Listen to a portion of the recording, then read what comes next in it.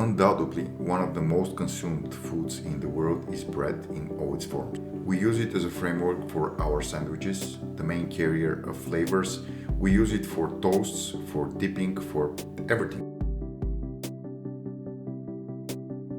The purpose of this video is to show you how easy it is to make homemade bread, as well as how little active time it takes. The bread I will show you is one of the easiest in my arsenal.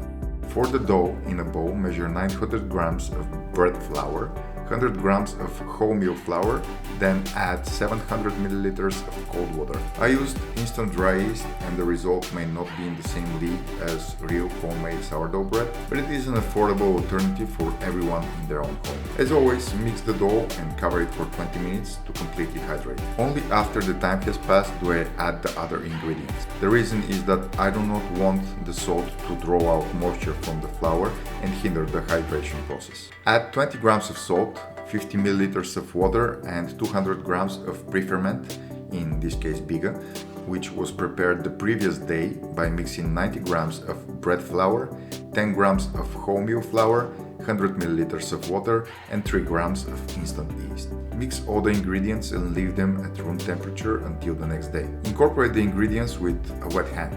Don't worry if the mixture looks like soup at first. After a minute or two of mixing, the dough will gather and absorb the additional ingredients. The bulk ferment in the bowl will take about 2 hours. To develop the gluten network, stretch the edges every 30 minutes. With a wet hand, reach under the dough, lift one end in the air, being careful not to tear the dough, and place it on top. Rotate and repeat on each side, or a total of 7 eggs. As a final step, grab the dough, lift it by one end and place it in the bowl so that the seam of the dough is on the bottom. With each stretch, the dough becomes stronger and shinier. After 2 hours, the dough is alive and bubbly. Sprinkle the dough and work top with flour and turn the bowl over, leaving the dough to fall out on its own. Divide into 2 equal parts and move on to the initial shaping. Stretch the piece of dough into a rectangular shape.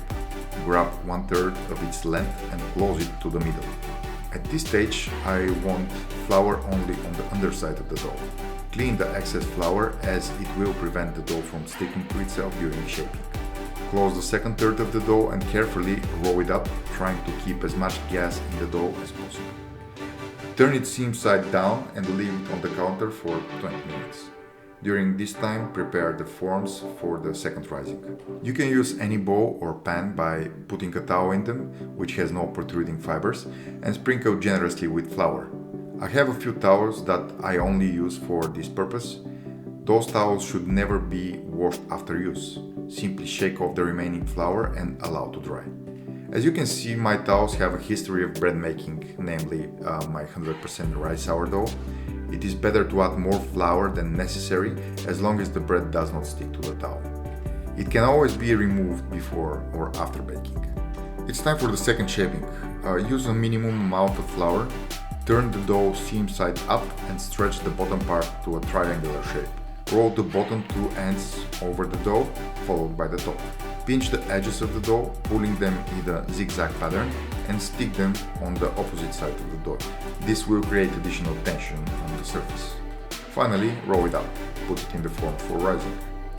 If you want to make a round loaf, cup the dough with both hands, the seam is on the bottom, and pull the dough to achieve a round shape. I will keep one loaf in the fridge until tomorrow morning to slow down the fermentation process and let the yeast develop a tastier loaf of bread. I will bake the second one today. Baking methods. If you can, preheat the oven to 260 degrees Celsius or 500 Fahrenheit, or as high as your oven can go. Heat a massive, preferably cast iron pot. If you do not have such a pot, I will show you an alternative way to bake. To be ready for baking, when poked, we want the indentation to rise back slightly, but not return all the way back. Once it's ready, turn the dough over on baking paper, making incisions with a bread knife so that the dough can rise freely, and carefully place it into the pan. Bake for 20 minutes, then remove the lid. Reduce the temperature to 230 degrees Celsius or 450 Fahrenheit and bake for another 20 to 25 minutes until dark brown. The second method of baking is similar.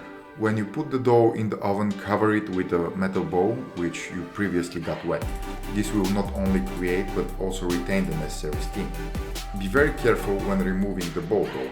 From personal experience, I know that the steam inside is a lot and you can easily get burned.